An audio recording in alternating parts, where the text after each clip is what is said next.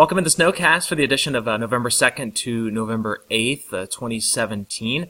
I'm Meteorologist Steve Glazier. Glad you could join me here. Let's start right off with where we're going to be getting some recent snowfall here Wednesday, Thursday, into early Friday. You're looking at weather.gov here with all the winter storm watches and warnings that we have across the Northwest. And then this batch that's in California is for the weekend with the next batch that comes in. So it's a pretty decent-sized winter storm. This is probably the fourth or fifth time that we've had these low pressure centers come kind of sweep down through Canada. You get Pacific moisture here, and for Montana and Wyoming especially, this must be our third or fourth time that we're getting some big snows here early into the season. So wherever you see these oranges and reds, that's where you're talking probably about 8 to 12 inches, and then 12 plus once you get into the deeper reds right there. So again, that's time-wise roughly right around Thursday, Friday. It began on Wednesday, November 1st. I want to take you here through Thursday, where the blue indicates the snowfall, the green, the rain.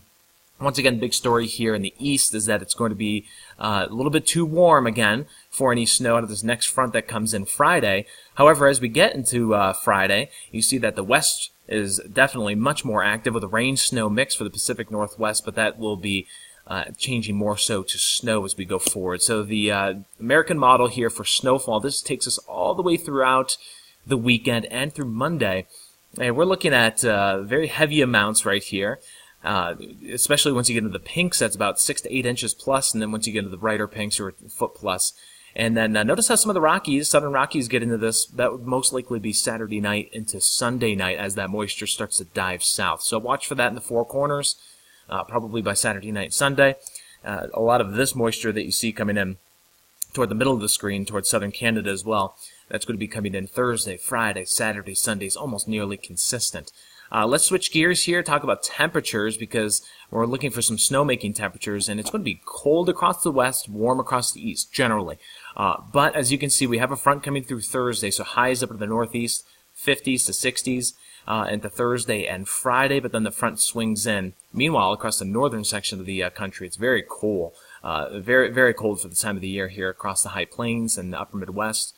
And that's Saturday highs in the 50s. So your overnights this weekend in the Northeast and in New England in particular are going to be snowmaking material. Another front comes in Monday, so we've got another warm up here Monday for the East Coast, but then it's back to cooler weather Tuesday and into Wednesday. So for the East Coast, as a result of this warmer weather, we're not really talking about a lot of natural snowfall, a couple of snowmaking temperatures and opportunities that are going to be coming in probably on Thursday, Saturday, Sunday, and then again Tuesday, Wednesday. So Friday and Monday are your warmer days that we have to watch out for that.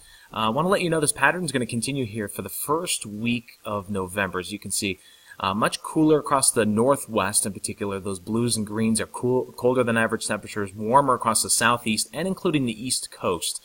So this looks to hold steady for the first week. Again, we're going to have a couple influences here of some colder temps, but that has been the pattern so far, and it's not really looking to change. I want to leave you with this before we settle up for today. It is the winter outlook from NOAA. If you haven't seen it, it came out on the third Thursday of October. And mostly calling for La Nina conditions. That is what to expect, and usually that brings some cooler and wetter conditions to the northern tier of the country. So this would be a little bit better chance for wetter than average across parts of the Northwest, Midwest, and parts of the Great Lakes and East, and then drier down farther to the south. And then as we swing down to temperatures, your blues are your cooler temperatures for the winter.